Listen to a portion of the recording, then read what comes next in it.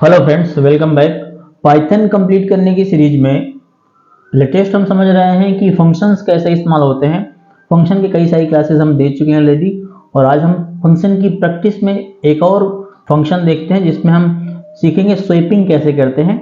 Swapping मतलब है जैसे हमारे पास कोई वेरिएबल है x और उसमें कोई वैल्यू रखी है 5 और दूसरा कोई वेरिएबल है y, उसमें वैल्यू रखी हो 3, कुछ भी वैल्यू रखी हो, और जब हम प्रिंट करें तो स्वैप करने के बाद x की वैल्यू है वो y से प्रिंट होनी चाहिए और y की वैल्यू जो है वो x से प्रिंट होनी चाहिए।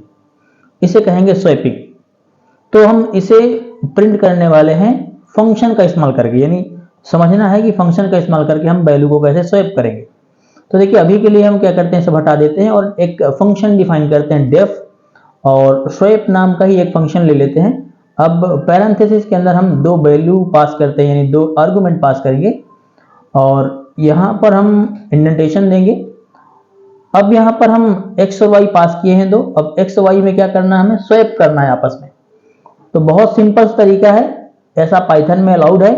अभी हमने x असाइन y किया, इसका मतलब हुआ कि y की वैल्यू x में चली गई। इसी तरह से हम एक साथ दूसरा भी कर सकते हैं, कॉमा लगा के हम चाहते हैं कि y में आ जाए x की वैल्यू, तो हमने ऐसा भी कर दिया। पहला वेरिएबल और यहाँ का पहला वेरिएबल आपस में वैल्यू चेंज होगा, यानी y का जो वैल्यू है इस वाले x में जाएगा और जो बाद में है x का वैल्यू वो इस वाले y में जाएगा।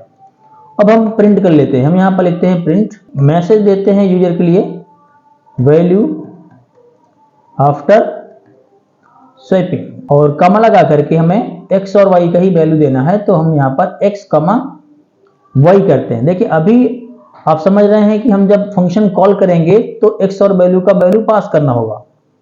तो अभी हम फंक्शन को कॉल करते हैं स्वैप, क्योंकि फंक्शन तब तक नहीं चलता जब तक हम इसे कॉल नहीं करते। तो हमने यहाँ पर 2 पास किया और कॉमा और 4 पास किया। मान लीजिए अभी क्या है, 2 x के लिए हो गया और 4 यानी 4 हो गया y के लिए। तो अब हमें उल्टा प्रिंट होना चाहिए, यानी 4 और 2 प्रिंट होना चाहिए। तो अब इसको हम एक बार रन करते हैं जरा। तो देखिए 4 और 2 प्रिंट हो रहा है, बिल्कुल सही है। तो ये एक तरीका हो गया जिससे हम वैल्यू को आपस में स्वैप कर सकते हैं। एक और तरीका देखते हैं, अभी हम इस पूरे को कमेंट आउट करते हैं।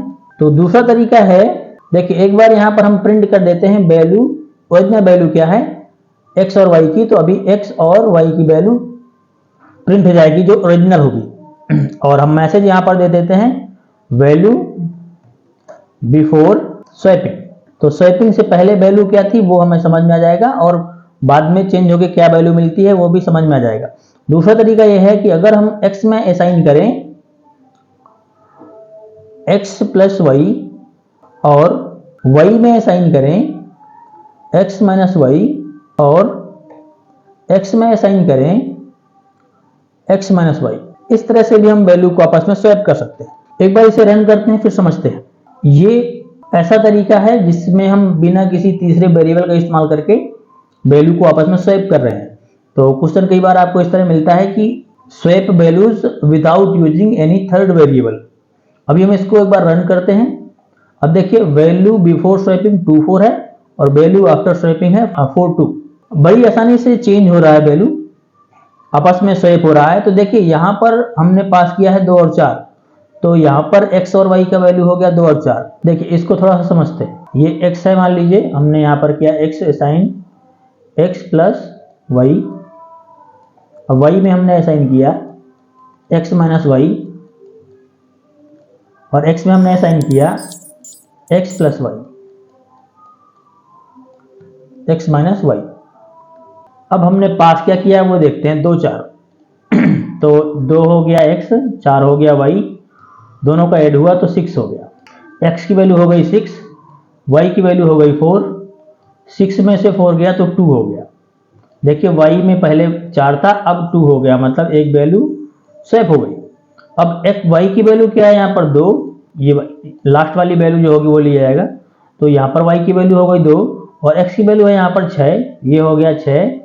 अब 6 में से 2 गया तो 4, ठीक है। इस तरह से वैल्यू आपस में क्या हुआ, चेंज हो गया, इस तरह से आपस में स्वैप हो गया। वही यहाँ पर प्रोग्राम लिखा हुआ है। आई होप आपको क्लियर हो गया होगा कि वैल्यू आपस में कैसे स्वैप हो रही है। एक और तरीका है, इसी में हम आपको बता देते हैं। यहाँ पर अगर हम इस्तेमाल करते हैं x इंटू वाई, ठीक है। और यहाँ पर अगर इस्तेमाल करें हम x डिवाइड बाई y और x divide by y assign x, ऐसे एक बार इसको भी हम रन करके दिखाते हैं। तो देखिए 4.2 आया, बात वही है, 2 4 पहला है ओरिजिनल वैल्यू और फिर 4 2 हो गया। तो यहाँ पर हमने फ्लोट डिवीजन का इस्तेमाल किया है, तो थोड़ा सा एक चीज और समझ लें कि ये होता है इंटीजर डिवीजन। तो यहाँ पर इंटीजर डिवीजन कर देंगे आप तो दशमलव वाली संख्याएं नहीं आएंगी। देखिए 2 4 और 4 2 करना वही है, डिवीजन ही करना है। ठीक है, तो इस तरह से अगर यहाँ पर हम समझें तो इस तरीके से भी आप स्वैप कर सकते हैं वैल्यू को, और ये बिल्कुल आसान तरीका है, इस तरह से भी आप स्वैप कर सकते हैं। फंक्शन का इस्तेमाल करके हमने देखा कि वैल्यूज आपस में स्वैप कैसे होती हैं। आप चाहें तो इनको इनपुट ले लें एक्स वाई को, और हम एक बार इनपुट लेके भी आपको बता देते हैं।